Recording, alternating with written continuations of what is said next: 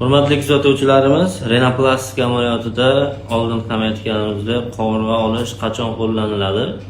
Hozirgi bemorimizda burun asiatik stenoz, ya'ni osiyoliklar burni tipida, spinkalar juda past holatda, burun radix qismi deyarli yaxshi rivojlanmagan, konchiklari osilgan holatda.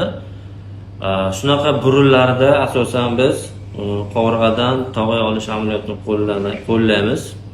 Hamda yana bir qancha operatsiyalarda, povtorniy renoplastika amaliyotlarida, oldin renoplastika bo'lgan, septoplastika bo'lgandan keyingi bemorlarda, hamda travmadan keyingi bemorlarda qovurg'a olish amaliyotini qo'llaymiz.